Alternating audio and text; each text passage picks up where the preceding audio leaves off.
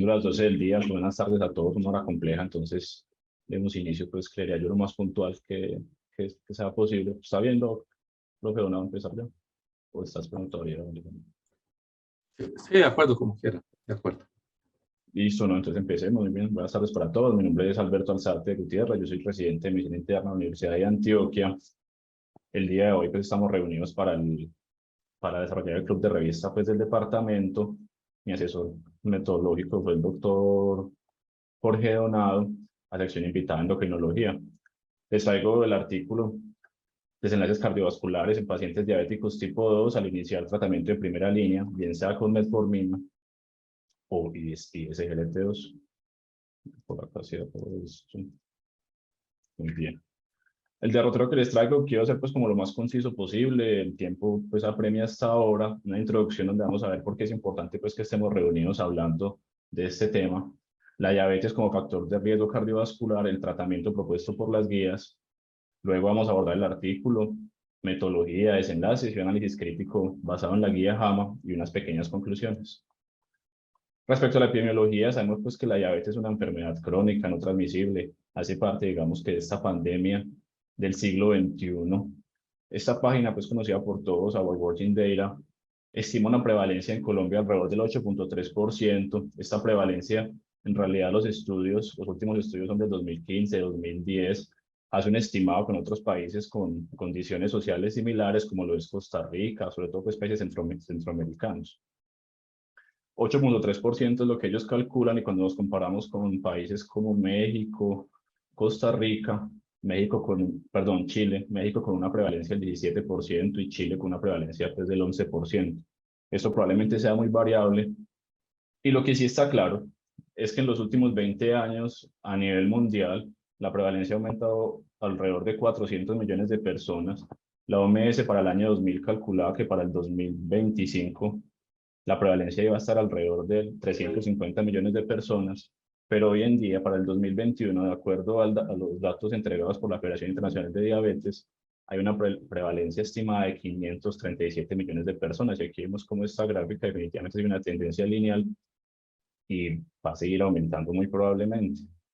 Lo que es muy interesante que ellos nos hablan es que de estos 537 millones de personas, el 33% está sin diagnóstico. Y sin diagnóstico quiere decir que los pacientes no conocen que tienen su diagnóstico y no han empezado como tal su tratamiento. En Colombia, a nivel local, hay un subregistro. Encontré este quinto informe del Observatorio Nacional de Salud del Instituto pues, Nacional, publicado en el 2015 de enfermedades crónicas. Calcula una incidencia para mujeres de 921, para hombres de 841 por 100.000 habitantes. Y hay una prevalencia estimada en este momento en Colombia, se calcula, hablamos del 8.3%, lo que traduciría 3,5 millones de personas. Y los cálculos para el 2045 es que lleguemos a los 5 millones de personas. Probablemente esto sea muy conservador. Muy bien. Diabetes mellitus como factor de riesgo cardiovascular. Claramente hay una relación entre el sistema cardiovascular y la disglicemia, pues, o la diabetes mellitus. Se dice que alrededor del 68% de pacientes van a morir de una enfermedad cardiovascular, piensa en infarto o de miocardio, falla cardíaca o stroke. Y un paciente diabético a los 50 años tiene una expectativa de vida menor que un paciente sin diabetes, 6 años menos de sobrevida, y el 60% van a morir pues, de esta enfermedad cardiovascular.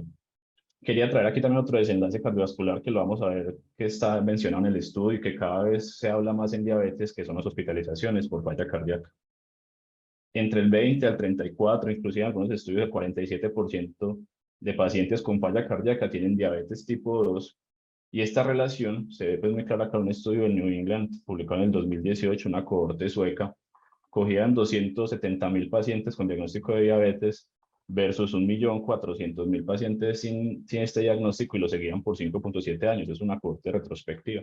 Ellos lo que analizaban aquí era cómo al tener estos valores de hemoglobina glicada menor al 7%, un LDL en metas, es decir, factores de riesgo cardiovasculares conocidos en metas, controlados, la mortalidad cardiovascular tenía una tendencia a ser similar, pero lo que definitivamente seguía teniendo un papel pues, en esta población preponderante era la hospitalización por falla cardíaca con un HR 1.45.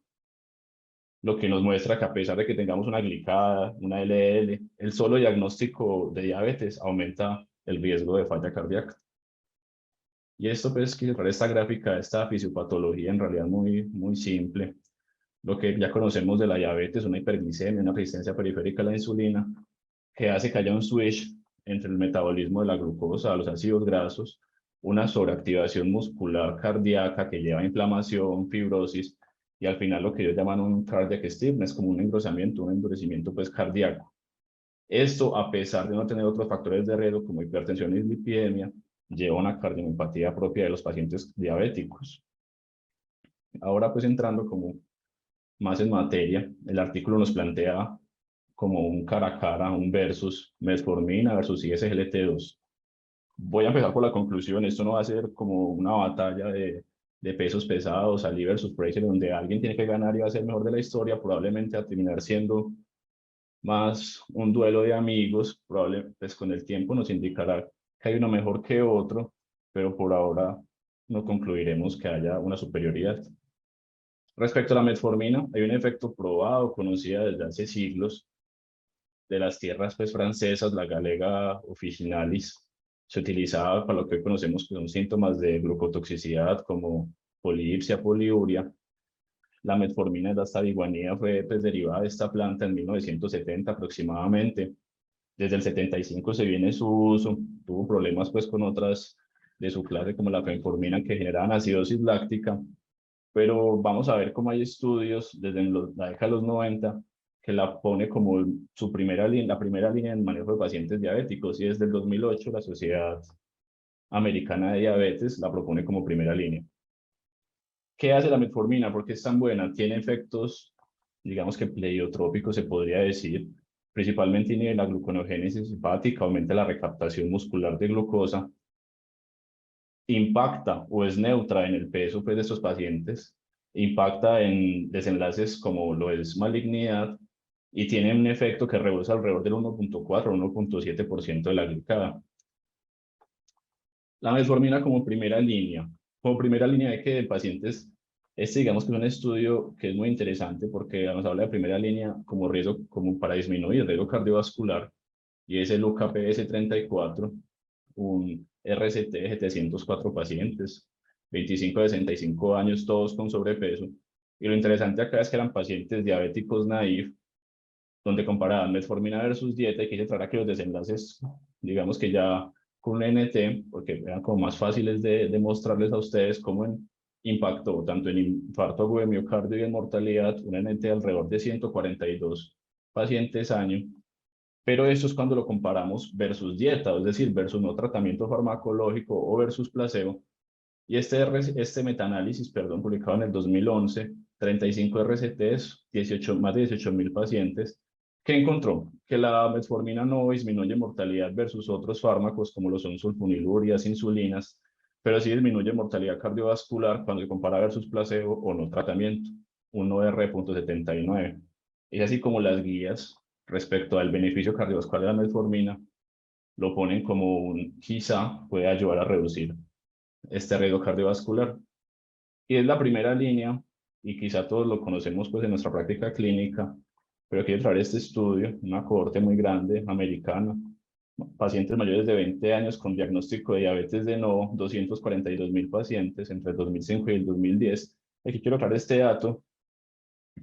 Solamente el 40.3% iniciaron tratamiento, y ese 40%, lo cual de por sí ya es preocupante, y este 40%, el 75% inició metformina. Esto yo creo que si nos llevamos a nuestra práctica clínica probablemente va a ser muy similar e inclusive mayor.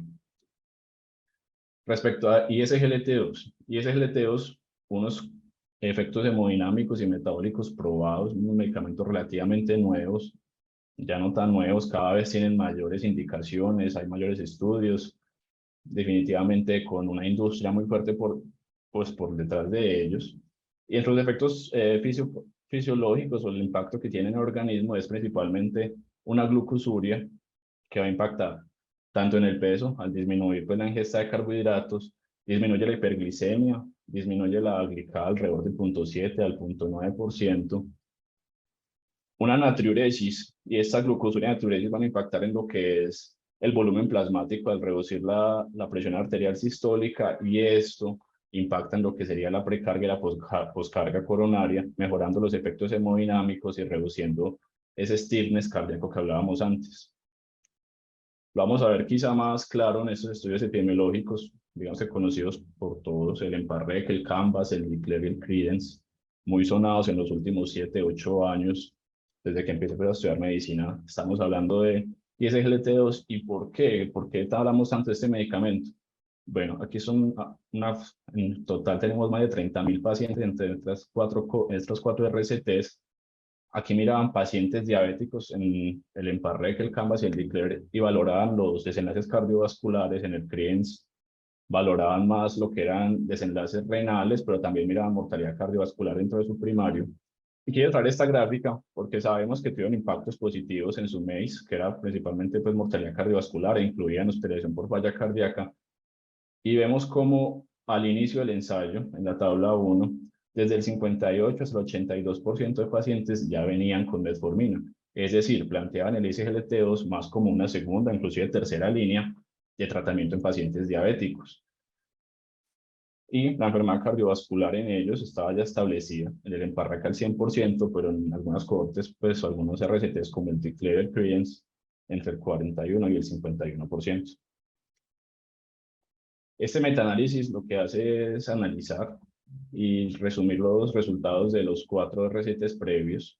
Quise traer, vemos pues aquí en la parte de arriba como el MACE es significativo cuando reunimos estos 4 metaanálisis, 38.000 participantes, pero como ese MACE se viene jalado por la hospitalización de falla cardíaca, que es quizá el desenlace donde más impactan estos medicamentos. Ahora, ¿qué nos dicen las guías? Quiero traerles 2 guías, la guía americana, la Asociación de Diabetes, y la guía europea, que es quizá donde está esa dilema. La guía americana, la ADA, nos habla que la diabetes aquí es muy importante, y al final voy a concluir lo mismo para que tengamos en cuenta que el pilar de la terapia no es farmacológica, sino que son cambios en el estilo de vida y educación en diabetes. Debe estar, digamos que centrada en cuatro columnas: el manejo glicémico, el manejo de la presión arterial, el manejo de la dislipidemia, y aquí el último ya incluye agentes que tengan beneficios cardiovasculares y renales. ¿Y qué nos dice la ADA? Aquí podemos ver, la ADA nos habla que en pacientes en primera línea de terapia, depende de las comorbilidades, es centrado en los factores y las características del paciente, incluidos costos y acceso, pero el manejo generalmente incluye metformina. Ellos no profundizan mucho más en esto de primera línea, simplemente mencionan que debe incluir generalmente metformina, dado lo que conocemos de efectos adversos, benéficos, y luego nos pregunta, solamente traje esa parte del algoritmo, si mi paciente tiene o no factores de riesgo cardiovasculares, o falla cardíaca o enfermedad renal crónica. En caso de que tenga alguno de estos factores, se debe iniciar estos inhibidores de SGLT2 o agonistas de GLP-1, independiente del uso de metformina. Es quizá la única parte en la guía donde ellos mencionan que, independiente del uso de metformina, esos pacientes tienen que tener ISGLT2 y agonistas de GLP-1, lo que podría llevar a suponer por parte pues, del lector que puede llegar a ser primera línea en ellos, pero la guía como tal no lo especifica. Y les traigo esta guía europea del 2019, hace 3 años ya, pero digamos que iba un poco más allá en la recomendación. ¿Ellos qué recomiendan? Dado principalmente los 4 estudios que acabamos de hablar, lo que es el EMPA-REC, el CREDENCE, el DECLARE, en pacientes diabéticos tipo 2 naïve, que tengan enfermedad cardiovascular establecida, un alto o muy alto riesgo cardiovascular, o que tengan múltiples factores de riesgo cardiovasculares, la primera línea deben ser inhibidores de SGLT2 o agonistas de GLP-1, pero que entendemos como muy alto y alto riesgo, prácticamente la mayoría de pacientes diabéticos. Y aquí les traigo los que estarían con indicación de metformina de acuerdo a esta guía. Serían pacientes jóvenes, menores de 50 años, en diabetes tipo 2, con una duración menor a 10 años y que no tengan otros factores de riesgo, es decir, que no sean hipertensos, que no tengan dislipidemia, que no fumen y que no tengan obesidad. En nuestra práctica vemos que esto en realidad muy pocas veces se cumple. Hay pacientes que pueden entrar en este moderado riesgo, pero la gran mayoría de pacientes van a estar en muy alto riesgo y alto riesgo. Muy bien. Digamos que esta guía abre un debate y abre también lo que podría ser un hueco en la evidencia, un vacío en la evidencia. Entonces les traigo este estudio de cohorte publicado en Annals of Internal Medicine en junio de este año, que evaluaba desenlaces cardiovasculares en pacientes diabéticos tipo 2, naïf para tratamientos de primera línea y que se fueran a medir con ISGLT2 versus metformina, un estudio de cohorte. Ese estudio de cohorte nos trae esta pregunta pico o peco en cohorte. Entonces incluye en la población pacientes diabéticos tipo 2 mayores de 18 años que tuvieran su primera prescripción con hipoglucemiantes orales entre abril del 2013 y marzo del 2020. La exposición se planteó como primera línea ISGLT2, canagliflozina, dapagliflozina y empagliflozina. El comparador, primera línea metformina, y los desenlaces, más adelante los mencionaremos con más detalle. ¿Qué cohorte tienen ellos? Es una metodología interesante. Cogen dos bases de datos muy grandes, Optum Informatics y Medicare. Optum Informatics es una base de datos comercial donde están pacientes que fueron asegurados por su empleador. Se utiliza mucho para lo que son pues, estudios de cohorte o RCTs. Y Medicare, que sabemos que hace parte del Servicio de Seguridad Social de Estados Unidos e incluye pacientes beneficiarios mayores de 65 años o con comorbilidades. La validación ética y la financiación fue incluida por el Hospital de Harvard, el Mass General Brigham, que fue el encargado de validar pues, este estudio. Estas bases de datos que les permitían a ellos acceder a variables demográficas, comorbilidades y acceso al sistema de salud.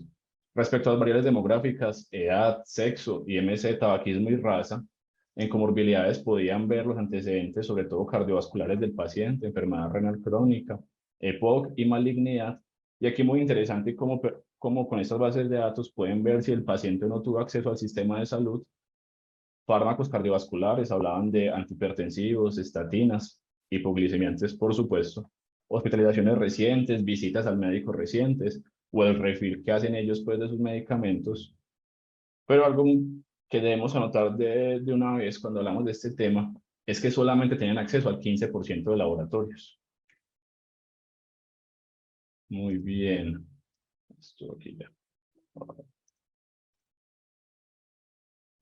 Ya.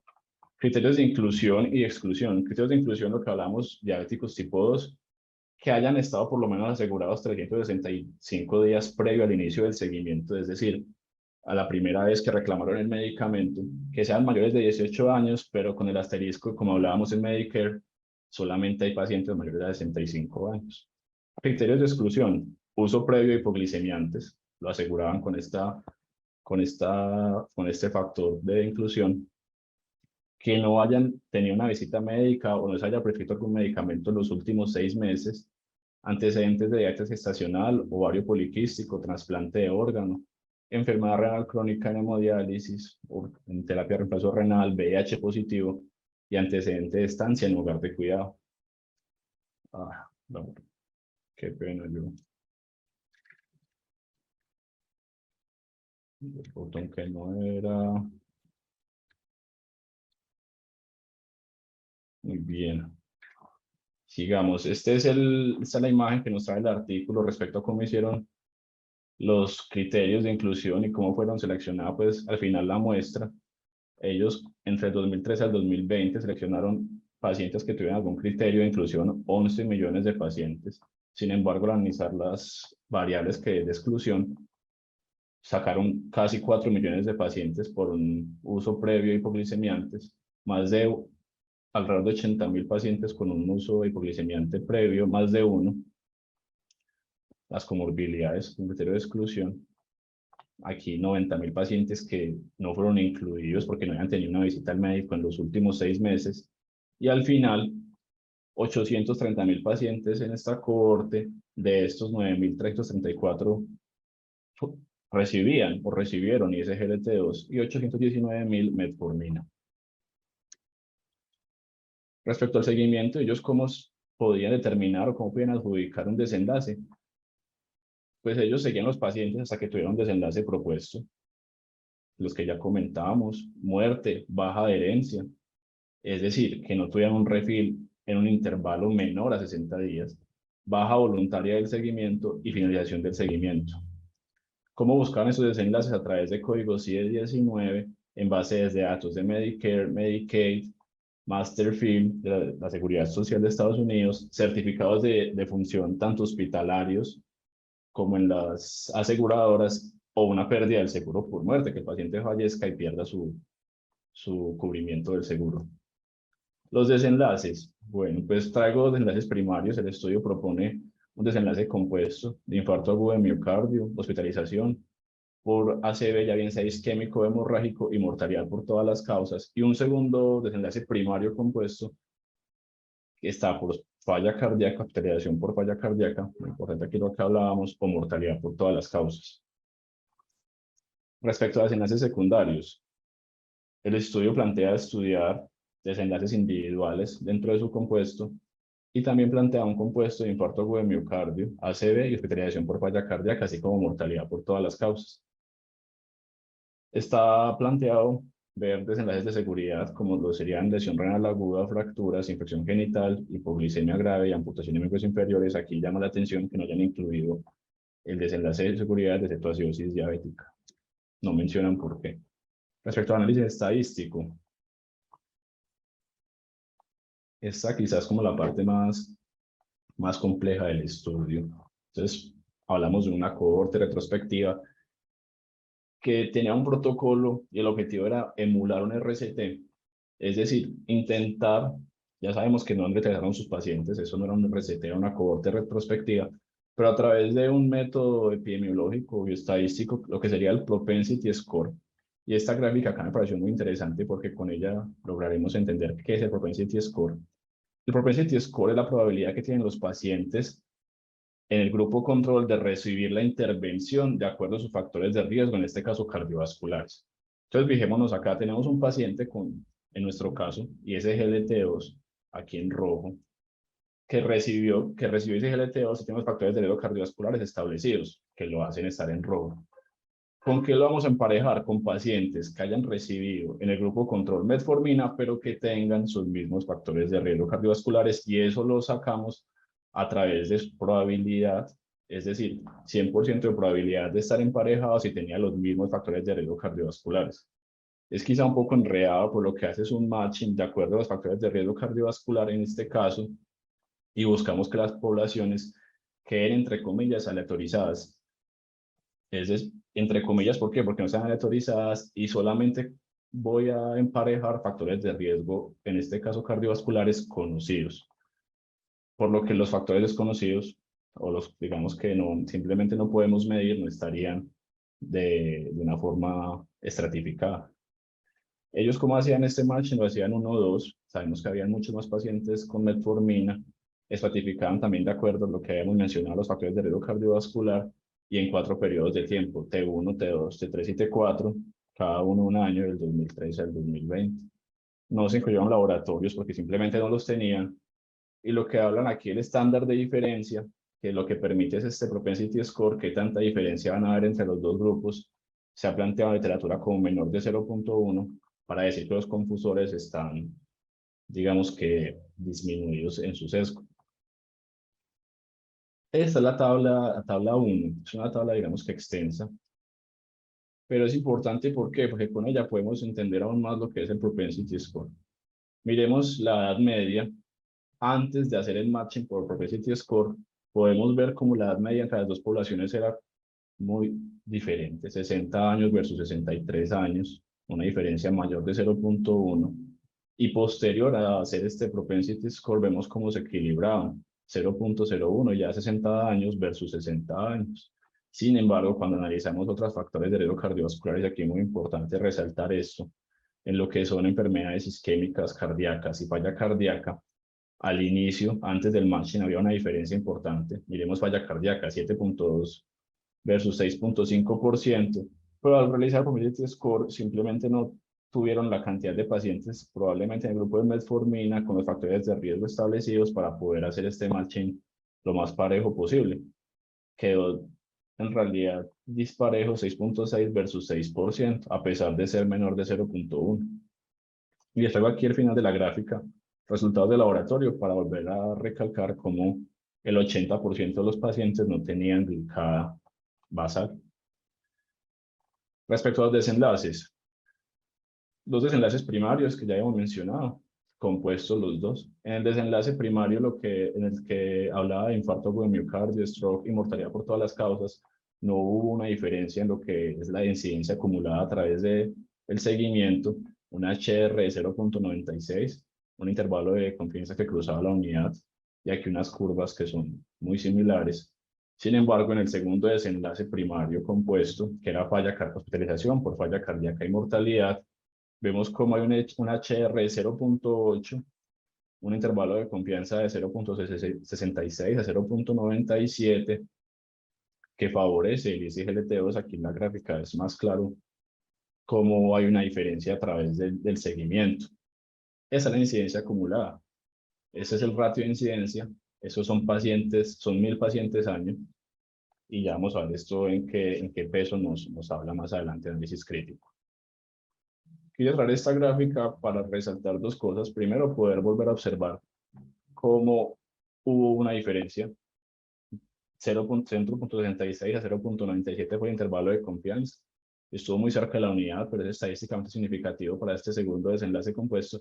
Y aquí en el desenlace de seguridad, infecciones genitales, definitivamente favorecía metformina, es decir, ese SGLT2 se ha planteado como un factor de riesgo para infecciones genitales.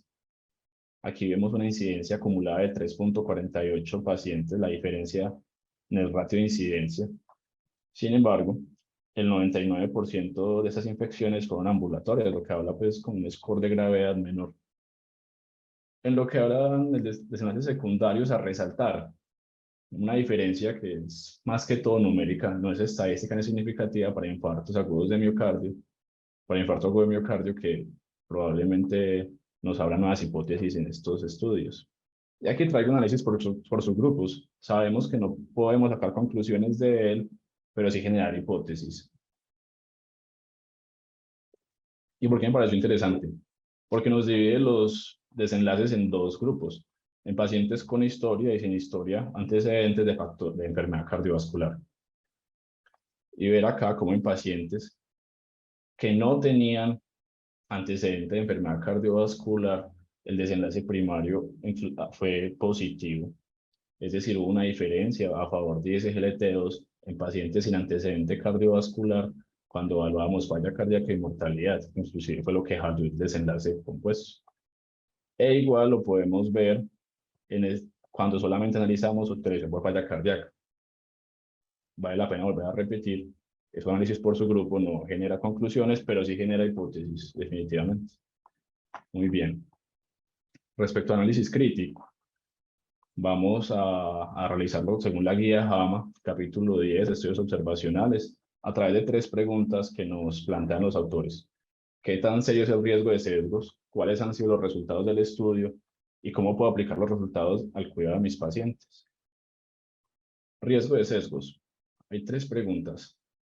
¿Fueron los factores pronósticos similares que se conocen en ambos grupos que están asociados con el desenlace? La respuesta es que no, a pesar de que hicieron un propensity score, que es una muy buena medida, porque como pudimos ver, equilibra los factores de riesgo conocidos. Hubo una diferencia importante en lo que es enfermedad isquémica y falla cardíaca, por lo que los factores pronósticos no están emparejados. Y volver a resaltar que el propensity score no tiene en cuenta los factores pronósticos que desconocemos pues, de estos pacientes. Es decir, hay factores, cosas que no podemos medir, como sería la carga genética, antecedentes de más de un año, que simplemente desconocemos. ¿Fueron los métodos para detectar desenlaces similares? La respuesta es que sí, a través de las bases de datos y los códigos CIE10.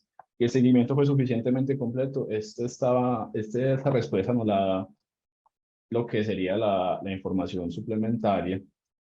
Esta es la tabla de seguimiento. No había hablado de seguimiento porque en realidad fue un punto clave del artículo.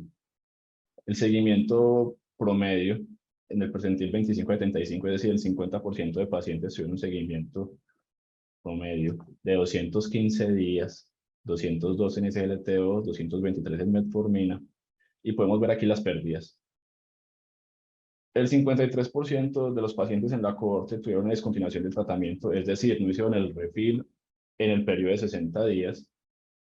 Y aquí dice enrollment, que es que los pacientes perdían su afiliación al Seguro Social, o sea, ya no estaban asegurados, fue el 20% en ambos grupos. En realidad, tanto lo que serían las pérdidas eran similares, un poco mayores sin SGLT2.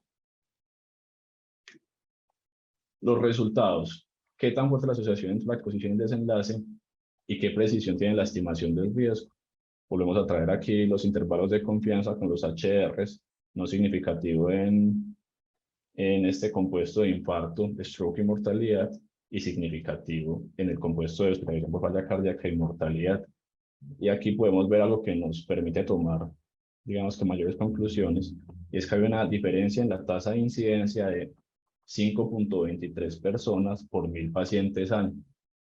5.23 personas a favor de SGLT2, reducía este desenlace de hospitalización por falla cardíaca y mortalidad. En el estudio hablan que hicieron 9 análisis por sensibilidad, todos fueron congruentes con los resultados.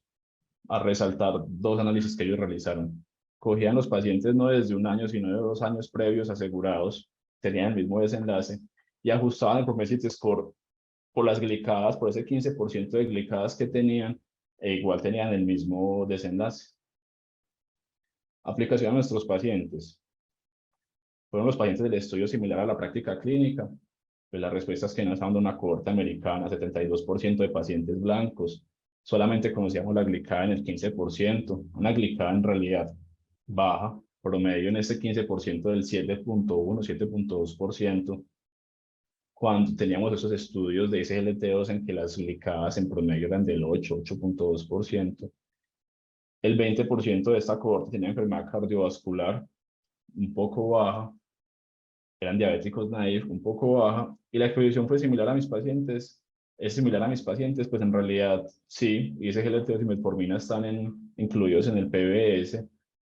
El ISGLT2 cada vez hay mayor acceso, hay mejores indicaciones, mayores indicaciones, está aprobado por el INVIMA. Sin embargo, sigue existiendo una diferencia en precio que es alrededor de 4x, ¿cierto? Una caja de metformina, 30.000 pesos. ¿Cuál es la magnitud del riesgo y cuál es el riesgo incremental? Pues aquí hablamos no de riesgo sino de beneficio, y quiere traer el NNT calculado para la intervención para el desenlace compuesto de hospitalización por falla cardíaca y mortalidad, en donde era de 142.8 cuando analizábamos ISGLT2. Conclusiones. Quería pues una charla rápida, teniendo como tiempo para la discusión. La conclusión: primera línea, no deben ser tratamientos farmacológicos. Está entendido que estamos hablando aquí de fármacos, pero creo que uno siempre debe concluir en estas charlas de enfermedades crónicas que las medidas no farmacológicas son la primera línea. Cambios en el estilo de vida, educación en diabetes. Respecto al estudio, claras limitaciones. Los autores aceptan que es un estudio de cohorte retrospectivo con muchas pérdidas, en donde los desenlaces no eran, el seguimiento de desenlaces no era tan claro y puede tener un riesgo de sesgo a través de los códigos CIE-10. El sesgo de selección siempre va a estar presente en estos estudios de cohorte, a pesar de utilizar el propensity score.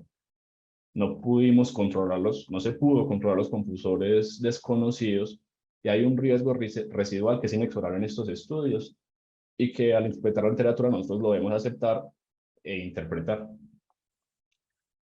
Consideraría que la metformina sigue siendo la primera línea de manejo, más de 25 años como primera línea en pacientes diabéticos. Sin embargo, claramente hay un hueco en la evidencia y puede depender mucho de la interpretación que tengamos de estos estudios, del UKPS, de las guías de práctica clínica, al aplicarlo a nuestros pacientes diabéticos naïve sin factores de riesgo cardiovascular, ¿no? 33% de pacientes en el mundo permanecen sin diagnóstico de diabetes. Y definitivamente este estudio, esta cohorte, abre camino para estudios prospectivos, principalmente RCT. Y este es el estudio que encontré. Es un estudio sueco de la Universidad de Uppsala, en pacientes diabéticos naïf o con monoterapia para diabetes. Entonces aquí vemos que en realidad no todos van a ser diabéticos de nuevo. Es un RCT, pero no está cegado para los pacientes, 4.300 pacientes. Entre el 2019 y el 2025 va a ser su seguimiento, está pues en septiembre del 2025, en 3 años, podríamos estar haciendo otro club de revistas respecto a este estudio. La intervención será dapaglifosina, 10 miligramos al día, metformina, que es el comparador de 1 a 3 gramos al día. Y este es el estudio SMARTEST, para que lo tengamos pues como en el horizonte, que probablemente nos va a ayudar a definir cuál va a ser la primera línea en pacientes diabéticos en un futuro. Muy bien, muchas gracias por su atención.